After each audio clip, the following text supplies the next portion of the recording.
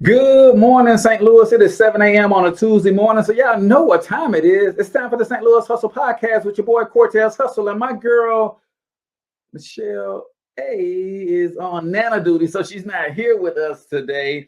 But nevertheless, we've got a wonderful show lined up for you today. We're going to be talking to Lora Gulley of Generate Health STL and Vanna Spratt. The Hood Talks podcast is in the building. We're going to be talking about this community health crisis that we find ourselves in, and not only in the St. Louis metro area, but all throughout the nation where Black and brown people are predominantly populating the urban communities. There's something going on, and if we don't put our finger on it and do something about it, we can find ourselves wiped off the face of this God's green earth, and we don't want that to happen. So we're going to talk in depth about that. So do me a huge favor, comment in the chat where you're from, drop the name of your business and your brand, smash that show button, ladies and gentlemen, and let's kick it this morning. Growing up in St. Louis has never been easy, and most say if you want to succeed here, that you must leave and put down roots somewhere else because of the strong crabs in a barrel mentality here. I don't know if I'm just an optimistic person, but to see people like Chuck Berry and Nelly make it in the music industry, or the Roberts brothers and Dave Stewart in business, or William Lacey Clay Jr. in politics, can we blame the city, or is it that people just aren't hungry enough? We're talking to all of the movers and shakers in this town, from entertainers to politicians, social activists and organizers, and of course, entrepreneurs. Is there a curse on this city that holds people back? Is there an unseen hand that decides who makes it and who doesn't? You're about to find out. Welcome to St. Louis Hustle.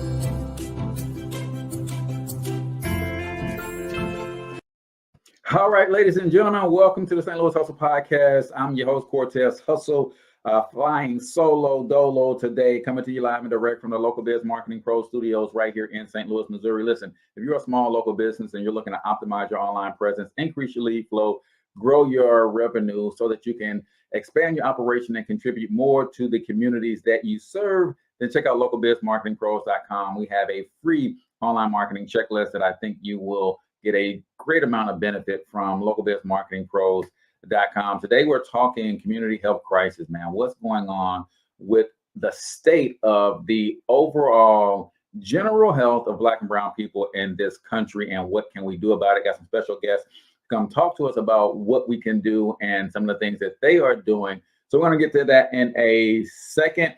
One major announcement this week. If you guys know anything about your boy, I am literally started to get out in the community a lot more. So don't forget that Trio Banquet Center and Rentals does a wonderful networking event for Black business owners. And it's going down this week. So make sure that you check the show notes and the comments for all of the details there.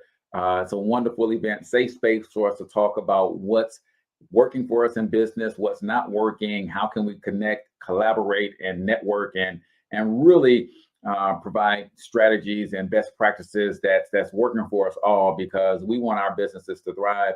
And as y'all know, I'm on a mission to help Black people become the #1 employers of Black people in the next 2 generations.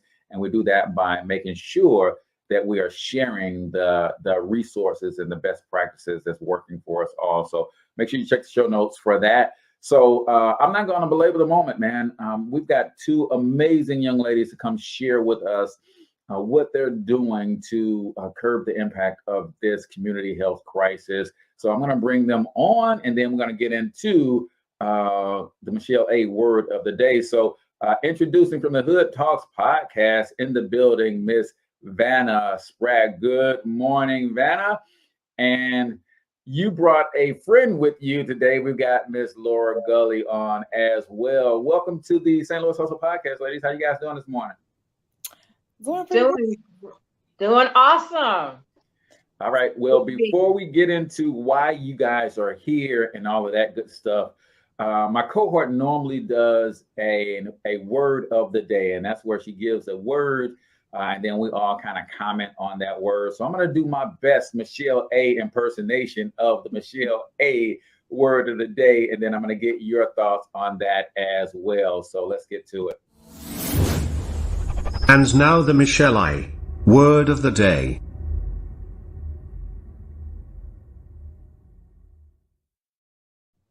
All right, ladies and gentlemen, welcome to another Michelle A. Word of the Day. And no, I am not Michelle A., but nevertheless, I'm going to bring you a word. And today's word is forgiveness.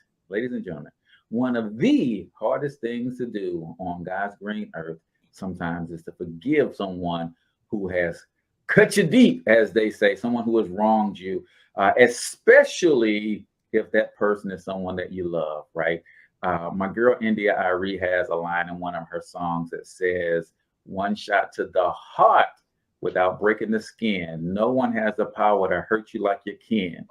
And never truer words spoken. But how do you find it in you to forgive?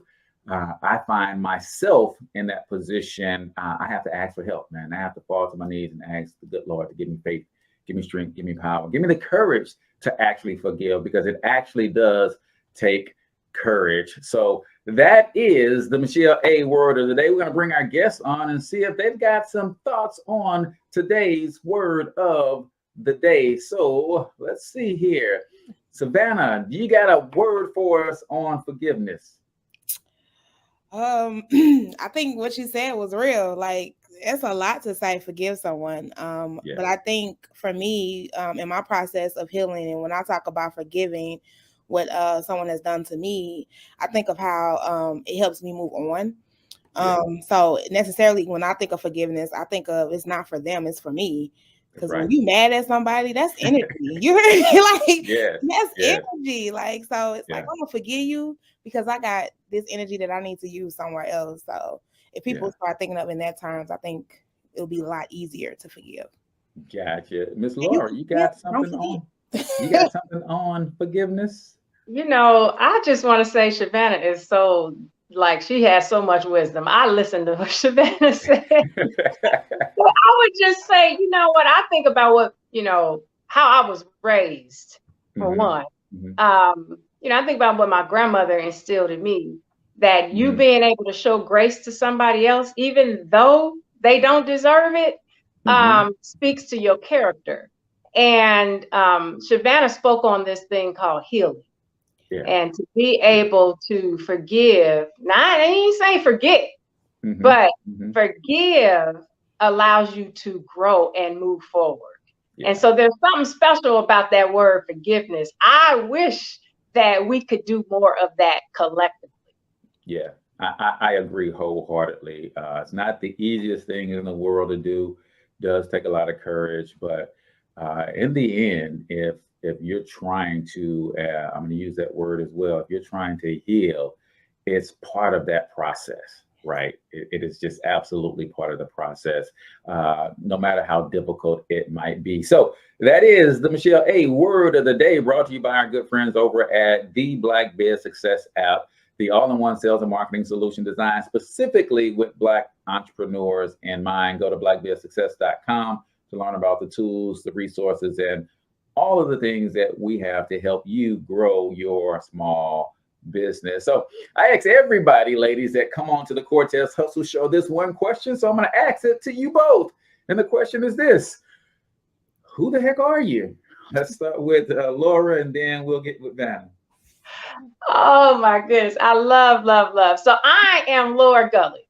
I think about the most important role that I play is mom. I'm mom to two boys. I should say young men, because they are 20 and 16. So they are coming into their own. So I say that I'm also a wife, and I love that family role.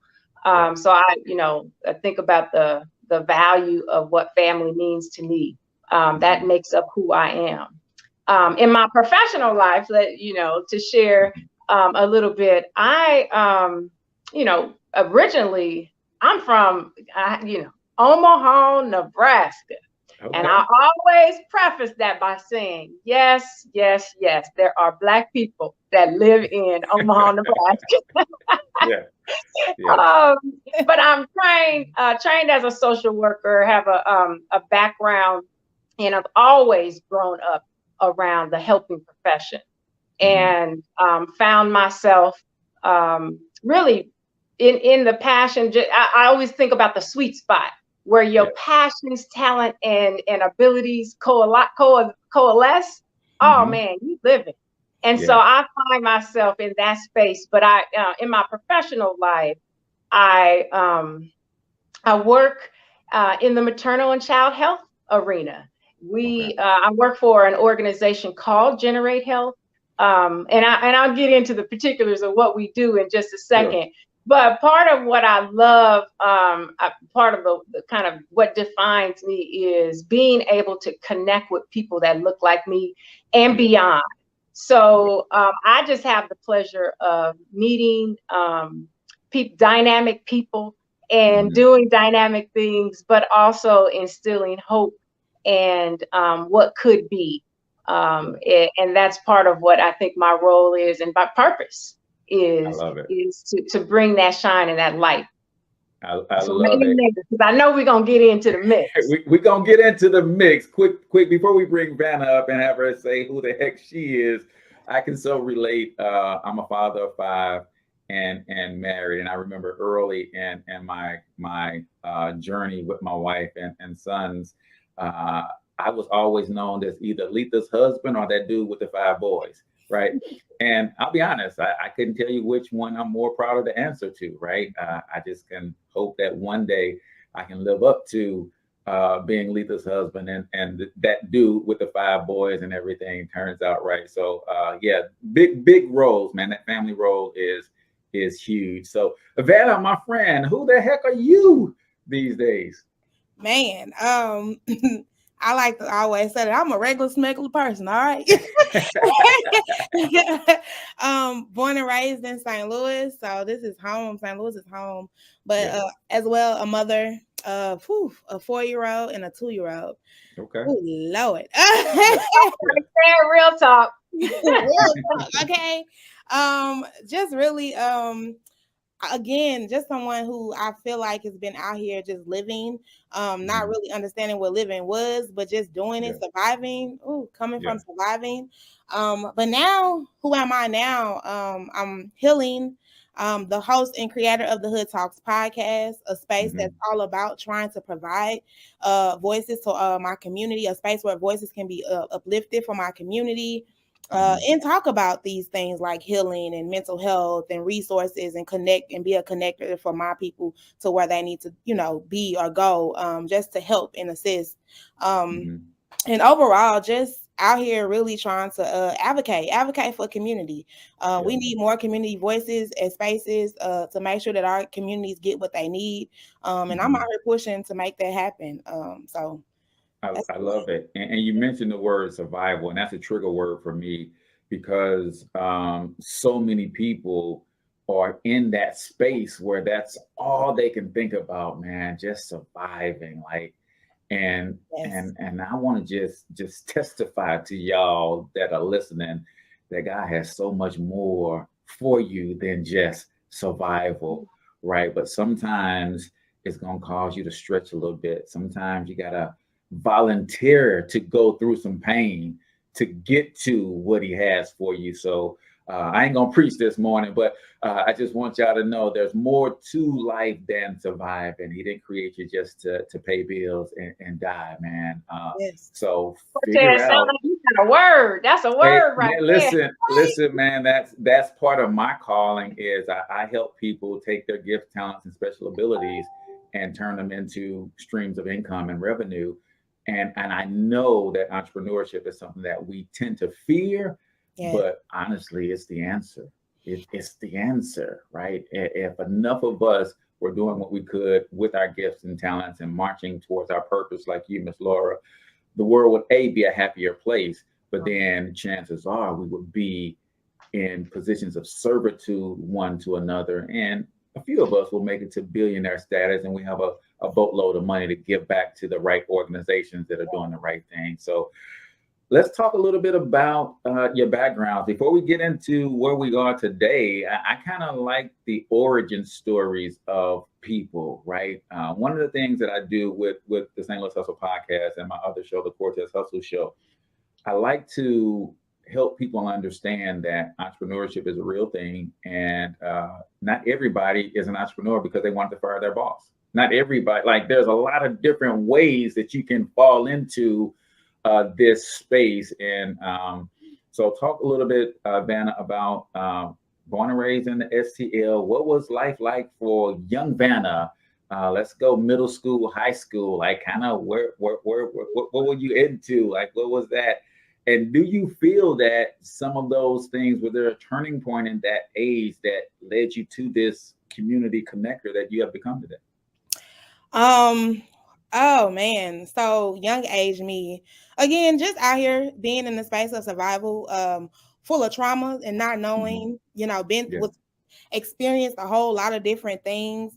And in that age, just trying to do what I felt what I was supposed to be doing, what everyone else said I should be doing, not necessarily falling in with what I wanted to do. And so just went down a whole bunch of roads that I feel like a lot of, like you said, a lot of people go through in survival. Just like, hey, I'm gonna go to this school because college is what people said I should do.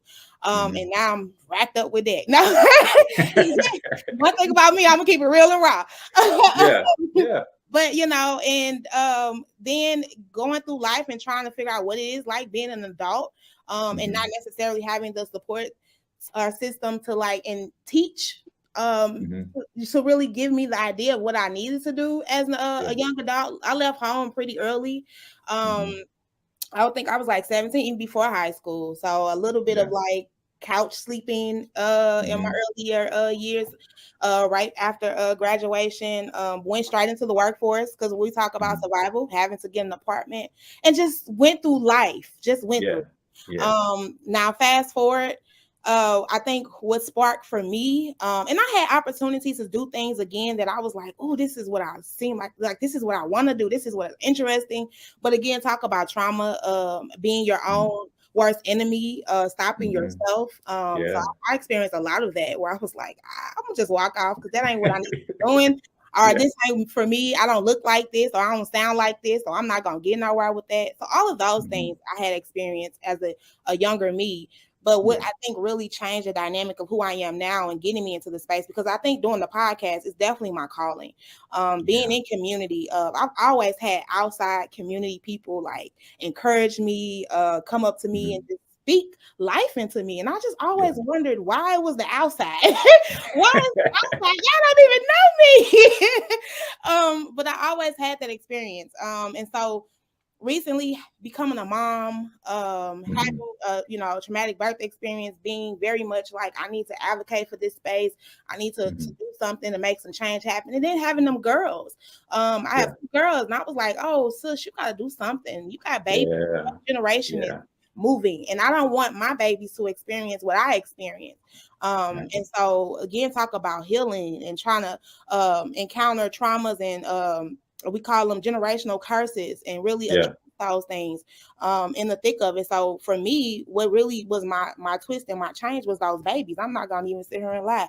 And seeing a lot of the things that happen close to home in our communities, and we keep seeing the death of Mike Brown when he got killed.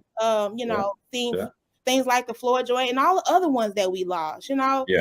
Between the time. So I just was like, something has to give. I don't know all the answers, but I can't be one of these people sitting behind the computer just talking. And I'm not gonna just be sitting here talking because the talking ain't doing nothing, even though the hood talks. We gotta have some action behind that. And so I started to think like, forget about what everybody else is doing. Shavannah, what are you doing? And when that came, that's when the pivot for me has really changed drastically in these last 2 years. I love it.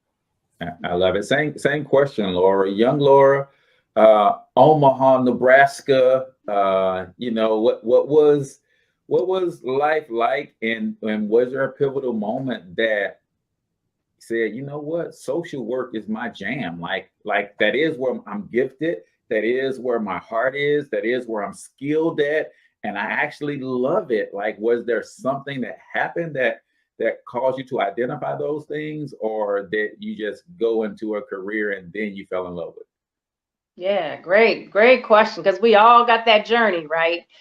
I think for me, I think about purpose, power, and presence. And that's kind of how I would frame a conversation. Really started with, I was actually the most shyest person in the world. Like, I come from a big family, and you get in where you fit in. If you don't open your mouth, right, you don't get nothing.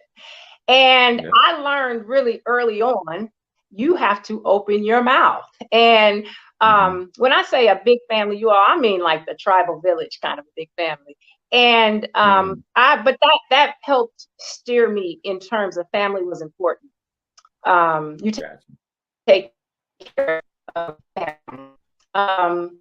And I consider, like, this is crazy because I work with Shavannah. I feel like Shavannah is my family. Like, the people that I have grown and connected with, they get into that intimate space. And there's something special about that. But my trek really started in the sports arena.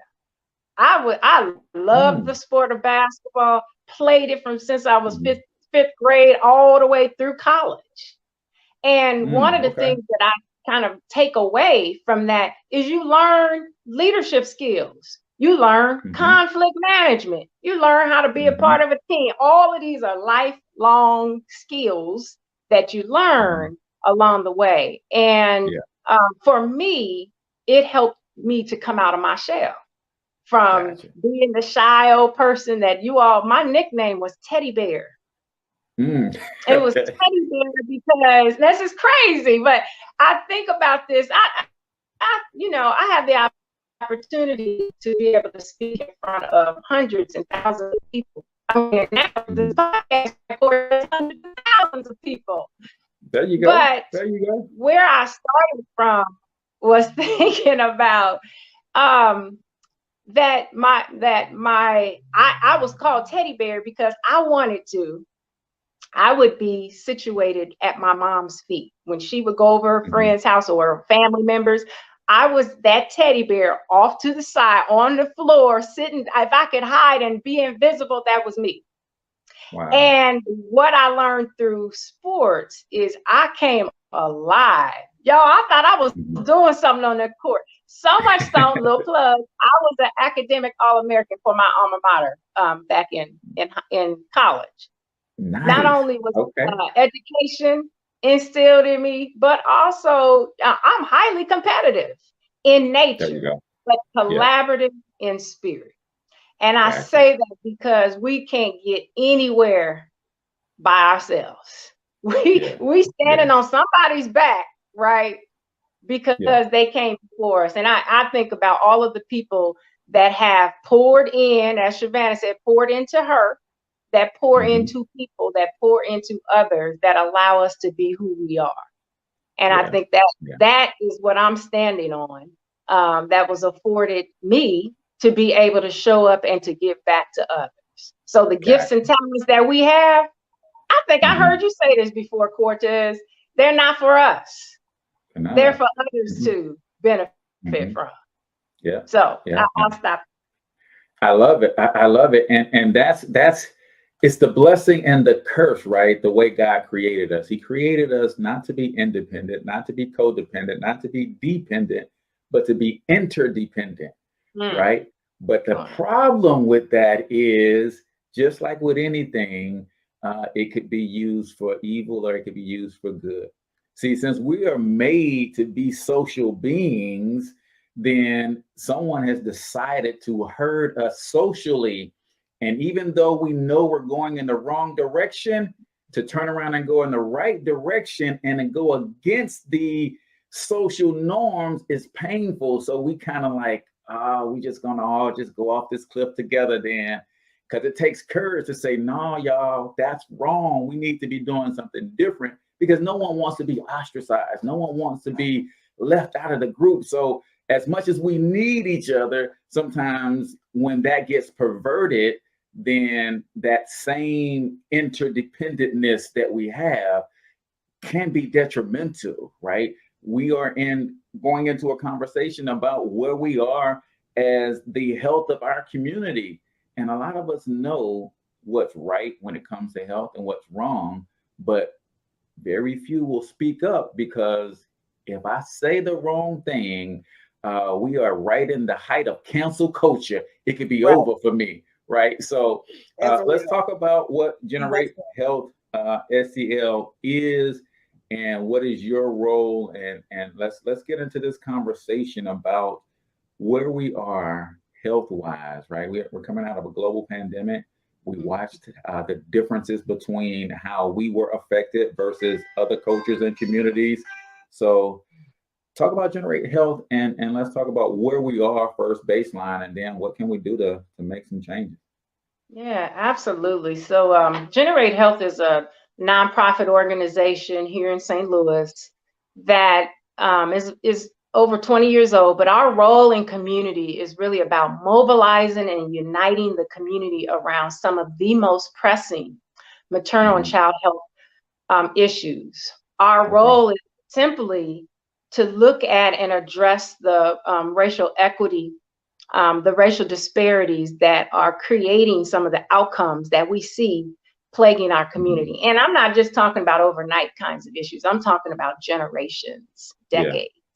And that we all have a role to play in improving that. So it didn't happen overnight, and it won't be overnight that we create change. But we are committed to ensuring that we're addressing the root causes that are driving these disparities that look like. And if you've never really thought about, we talk about the divide that happens, not just the black-white, but geographically, the divide that happens when we look at our health in our communities. There are some communities that you go to that have been disinvested for years, for generations.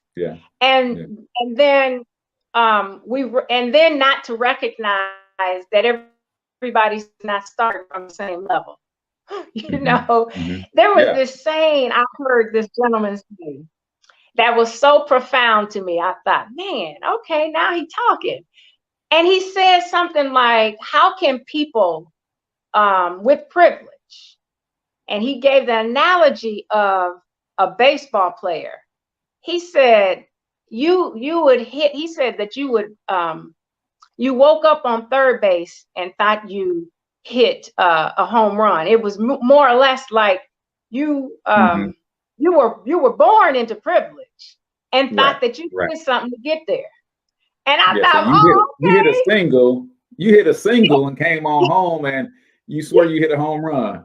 You done did something, and now you done thought you really did something. And in actuality, what we're really talking about is this issue. We just call it what it is. We're talking about equity, and we do not have an equitable system that affords everyone just opportunity for health and wellness. We can look at the data. The data tells us that that's not so. There are some people in our community that experience the majority of the burden. And we're going to talk about that. Like, that's real talk. But what we're really trying to do is address those root causes, lift up the voices of those that have been marginalized, those that are closest to the disparity, to understand what the issues are, but not only just what the issues are, but what the solutions are. Who better to tell us? Who better to work with? So that's kind of what we're really focused on. And we're building coalition. We are a coalition. We do our work through others. So there go that thing again. We cannot do this thing by ourselves. That's right. So that's a large part of what we're doing. But we have initiatives that have been prioritized by community that says, hey, if we focus on these things, our health and wellness can improve. And that's where we invest. That's where we advocate. And that's where we really focus the attention. I love that. And you guys said early on in your journeys and why you're doing what you're doing is like, you got to be a voice. Somebody's got to be the change and make the attempt. And sometimes we get the little old me syndrome. Well, this problem is so big. What could little old me do about it? Well, little old you can find another little old you. Now it's two of y'all. And the book I read tells me that if one can put 1,000 to flight, then two could put 10,000 to flight. Now, I don't know how God does his math, but that's some amazing math right there. Hey, one put 1,000 and two put 10,000. What happens if 10 or 20 of us get together, right? We can create some real lasting change. And Ben, I know that you are new to the family and to the fold over there at Generate Health. So how did you come into the organization and find your way in connection with Lora and the team over there at Generate Health STL? Well, I'm new as an employee. Okay. I'm newly employed. But I have been part of Generate Health's Community Leaders Cabinet. So when she talked about the initiatives and the community leading the efforts, that is part of the Flourish Community Leaders Cabinet. And I have been a voice in that space. Oh, wow. I want to say since my oldest was about 1 year old. So I've been around in the space as just a community person, but Generate Health, not only thinking of as an employee, but just separately has been very much supportive of me as an individual, my advocacy voice, the Good Talks podcast, shout out to them. And now being able to come on the team and just be a part of the team to help out and do what I do best. I'm out in the community. I love engaging with people. I'm all about community engagement. Okay. All right. That's what's up. And for people who don't know, we community engagement is very important when we have these organizations. And so I'm so happy to be a part of the team and do that work now. But yeah, I've been part of the Community Leaders Cabinet and been out here telling Generate Health what they need to do. Like, listen. They listen. And that's what I love about Generate Health is that they're not just talking the talk. Okay, we say we talk, but they're not just talking, they're also walking. And they're putting people in positions, community in positions to really win. And elevate community, because that's important. Don't just be coming to her asking people for their advice or what you should be doing as an organization, but you're not putting them in some power places where they can also be very much impactful to their own community. So I appreciate Generate Health for doing that. I love that. And I know one of the challenges with organizations that want to do great things and want it to be community led and community focused, sometimes our people just don't show up. So how are you guys dealing with and fighting that? Hey, we've got resources, we've got these coalitions, we have connected with amazing individuals who understand the plight, and they want to aim some resources in our direction. We want to know what it is that y'all need. But if you don't show up and tell us, how can we? So how are y'all dealing with that? Cortez, I'm going to say we starting from ground zero by, first of all, just saying trust.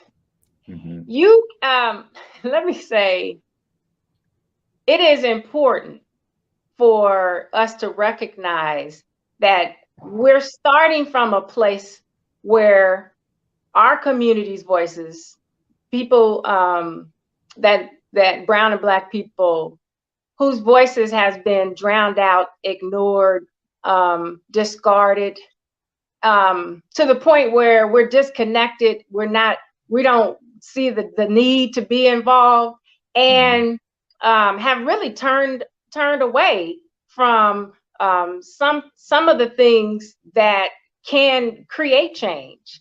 So I think starting from the vantage point of, let me hear, let me understand, and not just that, let me understand you as a person. The whole idea, I love this concept of I see you, because many times folks feel invisible. If you ever walked into a store, y'all know what I'm talking about. You ever walked someplace and folks just didn't even acknowledge your presence? Y'all know what I'm talking about, right? Yeah. And years of that, generations of that, we carry that stuff forward. And to be able to say, we're not gonna do that. I see you, and I experience in relation to you. It doesn't just it's not just about come, here's my agenda and come, let me tell you some information. It is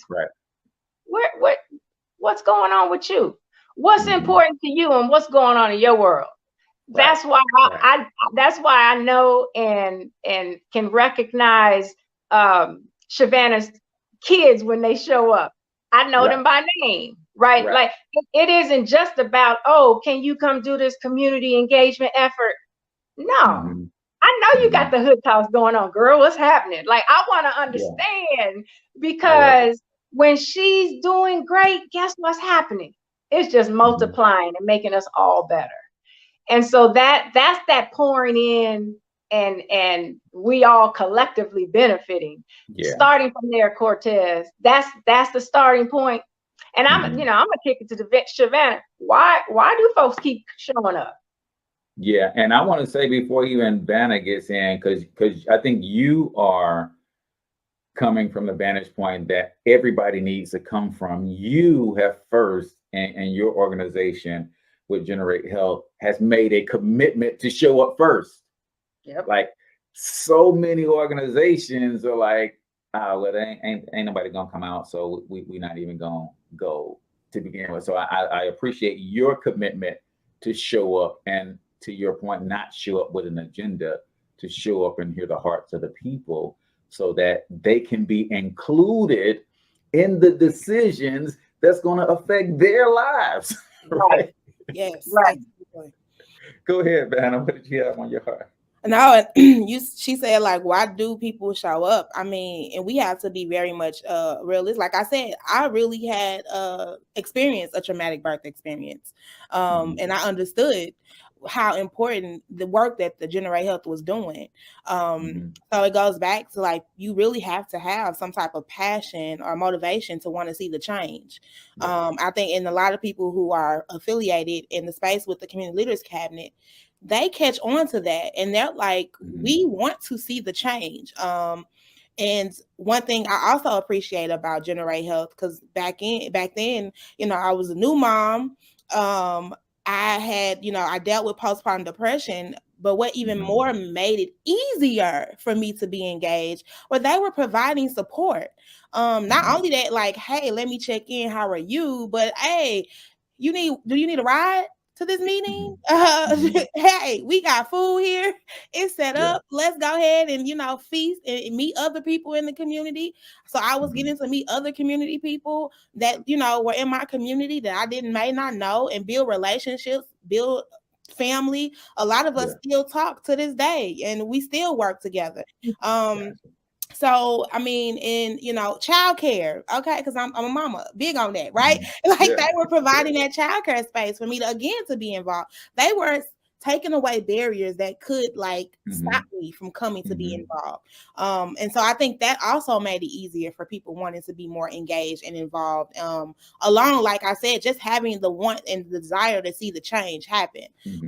So I feel like that's why people were showing up and continue to show up. And it has changed. Shout out to COVID. Right? COVID has changed a lot of stuff, right? Unfortunately. But it goes back to what you said, Cortez, about who we are as a people, right? We're built on being what we call a village, right? We're built on supporting, being connected. That's what we are. That's in our beings. As much as, like you said, we trying to go the opposite way, I swear it keeps calling us back. And so that is kind of the space that Generate Health and the Community Leaders Cabinet, I feel like, is being is being, how can I say it, formed. They're creating a space of that community, and like I said, of people who care about this issue, Black maternal health, who care about solving the problems, and making sure that we have a change, and making sure the goal of zero racial disparities and infant mortality by 2033 happens. And so that's why I think love it. So, Cortez, one of the things that I did not share that I want to make sure that I do share and set the stage for is what's happening with our health now? And, you know, with, as you mentioned earlier, with COVID, we only see the gaps get deeper. But, you know, when we look at infant mortality, these are babies that die before their first birthday. And we look at infant mortality, or babies dying before their first birthday, is really what they call the canary in the coal mine. It's a measure of how well we're doing as a community. And so if you look at the infant mortality rates for the St. Louis region, I hate to say this, but it is indicative of, we lose 12 kindergarten classrooms each year of babies. 12 kindergarten classrooms. 8 of those 12 are Black babies. So when we talk about disparities, we have to wake up and understand what's happening and who's experiencing that loss, because that's loss of the doctors, that's loss of the attorneys, the educators, you know, all of the potential that could be pouring into our community is no longer. Yeah, and I'm assuming that you are going down the path that some of these losses we know can't be prevented, but it sounds like a large number of them absolutely can be prevented if we are focused on the problem and finding the solution and implementing the solution.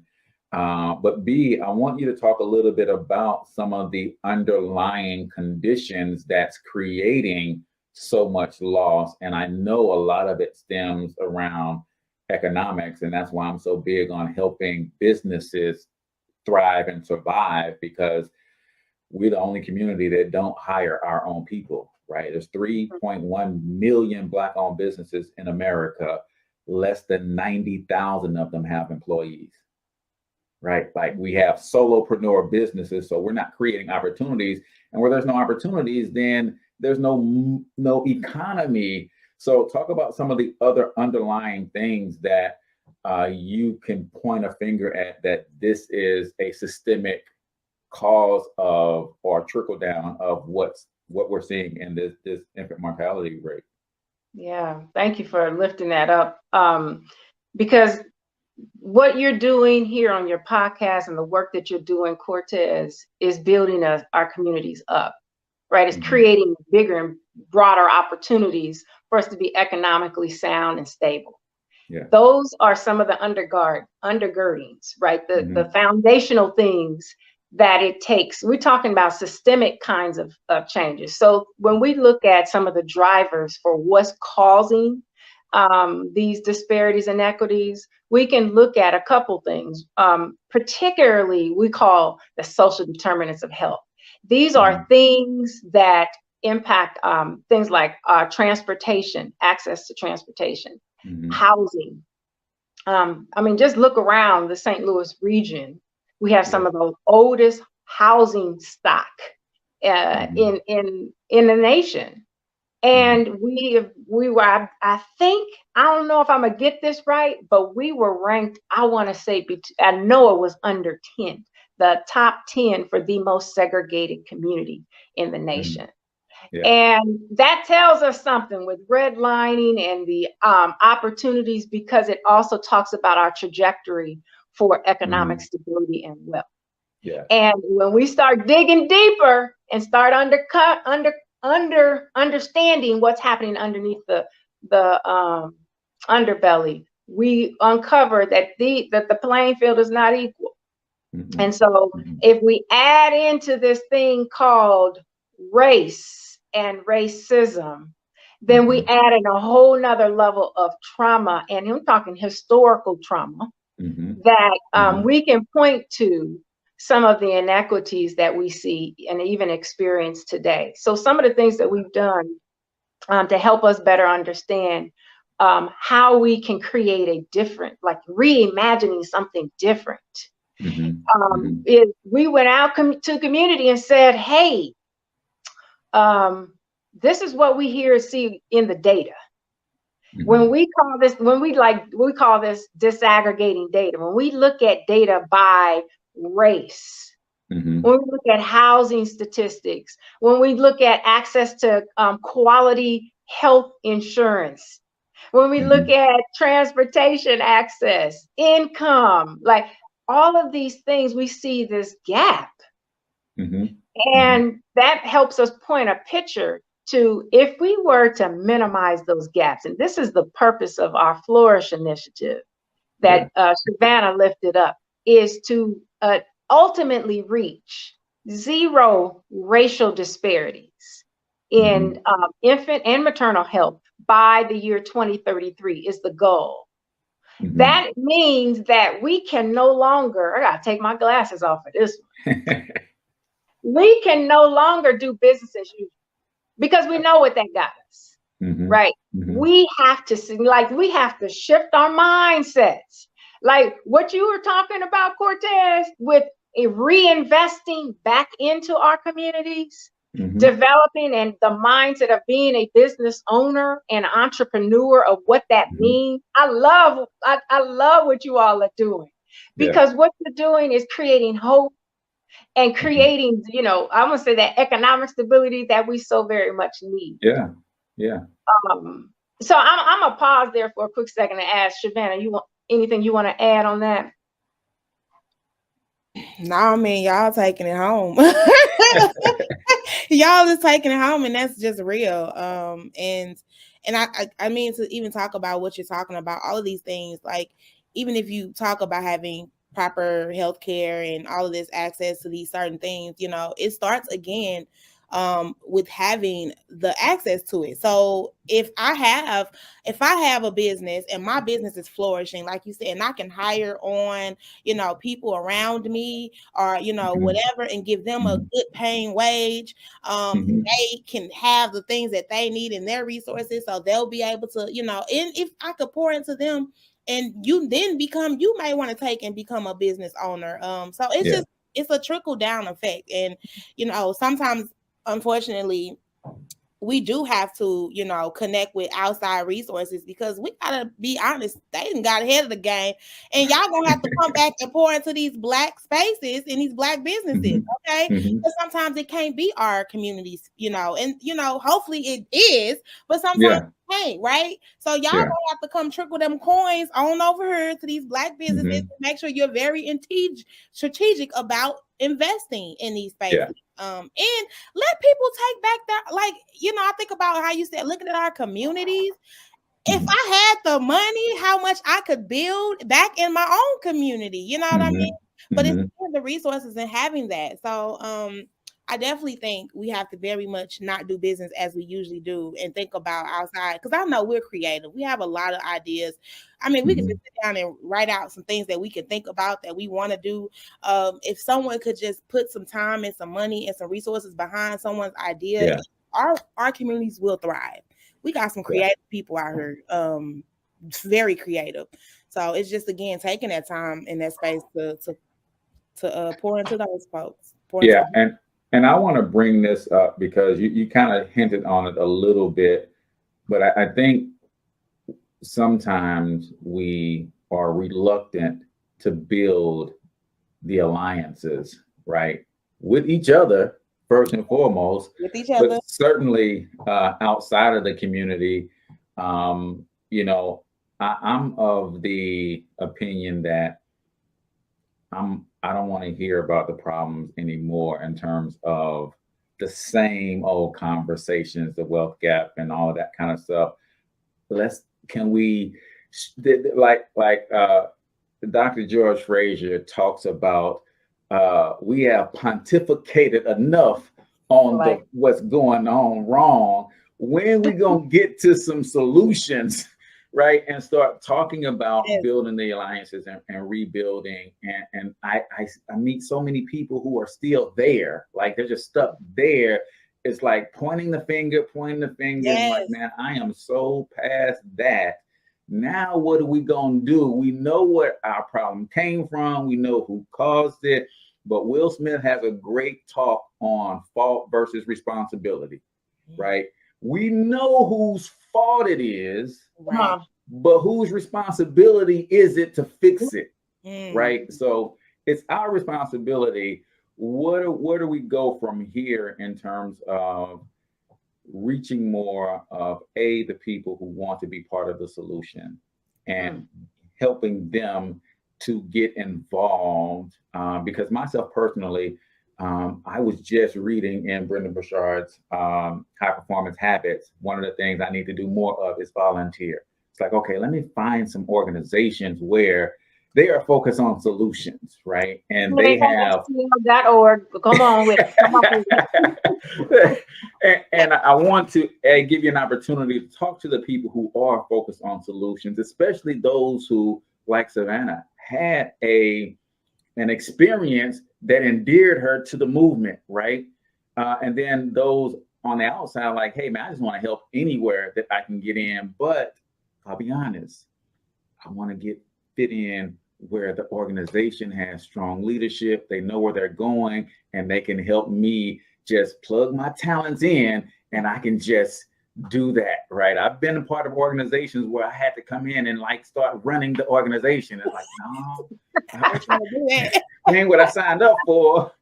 Do you have a mission? Do you have a vision? Do you have an aim? And then how can I help support? So what do you say to the people who are they're solutions oriented? This means something to them, right? The mental health issue, right? Like this means something.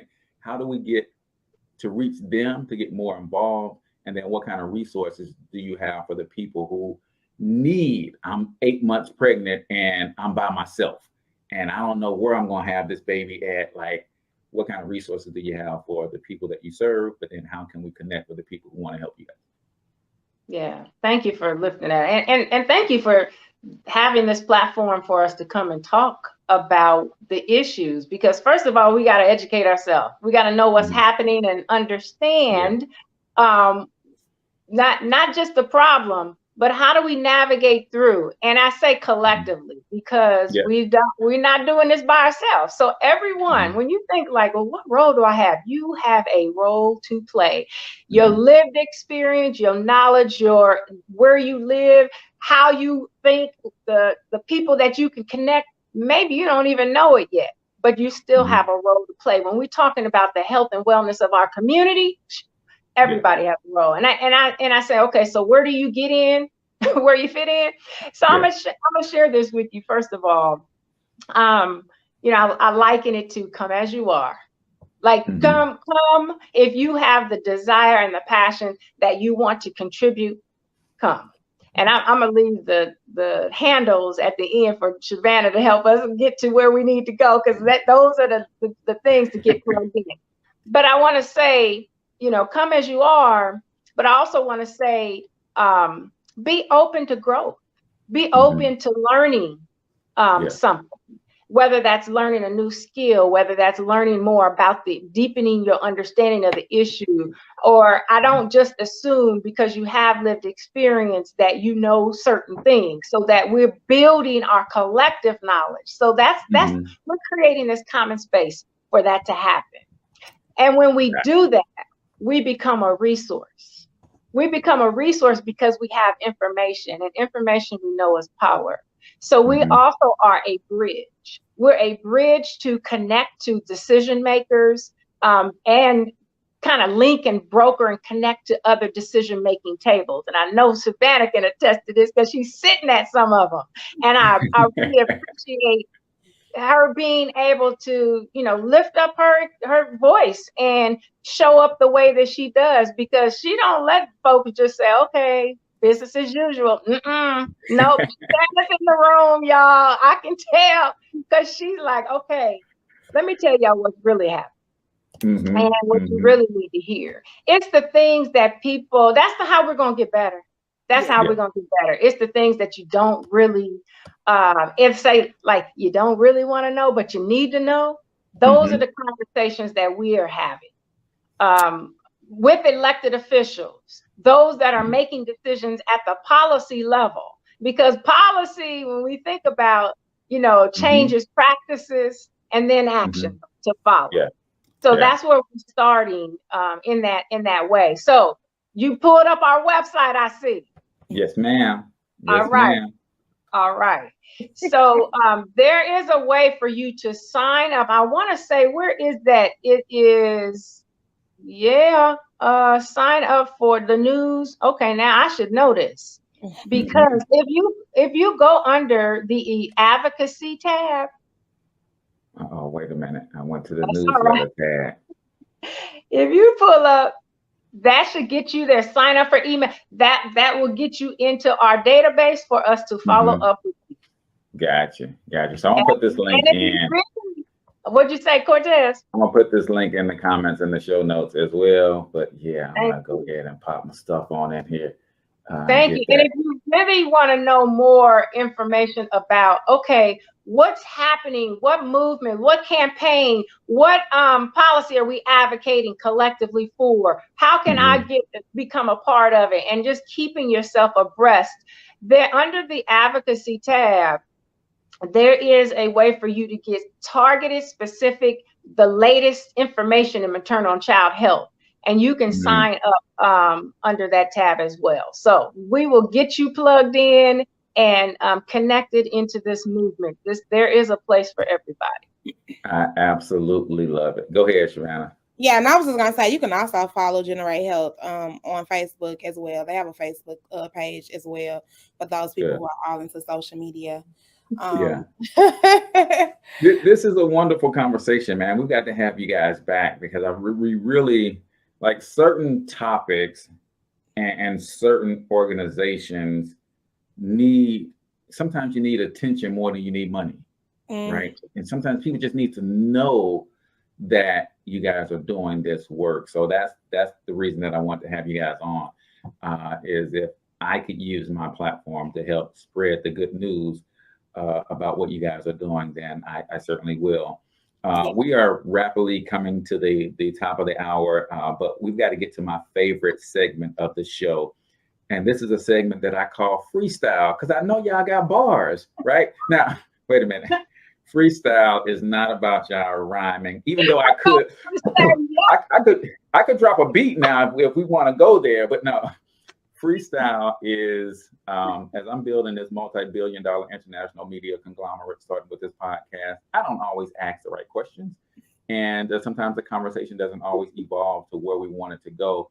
So freestyle is your opportunity to take 1 minute to just either reiterate something that you feel is important and needs to be said again, or if we hadn't touched on something that you feel needs to be said, then you can go ahead and say that as well. And I'm actually going to spotlight y'all for this one. So we're going to go with Savannah first and then Lora. So let's get into some freestyle right here on the St. Louis Hustle podcast, the Savannah Spratt version. Hit them with your best bar, sis.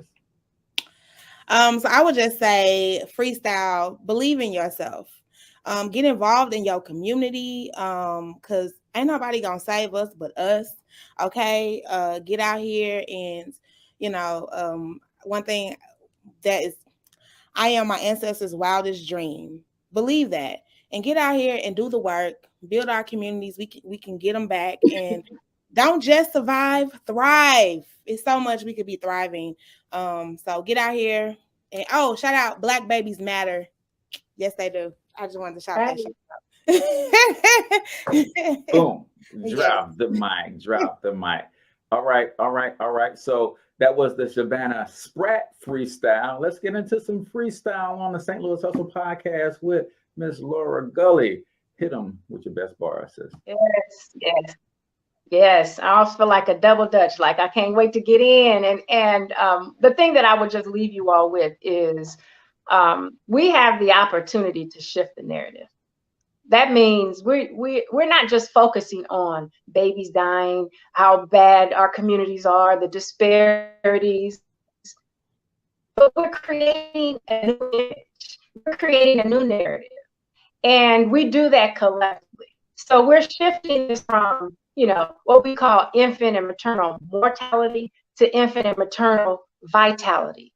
Our communities can thrive because we have a lot of what we already need. So I say that's a starting point. That's not the end game, but we start at the core. And so I just say that, I welcome everyone with your thoughts, your ideas, your gifts, your talents. We need it all to benefit as a community. Boom, drop the mic. 2 bars here on the St. Louis Hustle podcast. I thank y'all so much for coming and sharing so openly about what it is that you guys are so, it's clear how passionate you guys are about what it is that you do. So I'm excited about where you guys are headed, and even playing a small role where I can get in, where I fit in, me and my sugar, and see what we could do to help. So, ladies and gentlemen, we've been listening to and learning from Lora Gulley and Vanna Spratt of the Hood Talks podcast, representing Generation Health STL right here on the St. Louis Hustle podcast. That's going to do it for us. Ladies, stick around for a second. Until I talk to you next time, I want you to get your money up, because you absolutely can do it. But more importantly, you deserve to do it, each and every single one of you. So hustle up.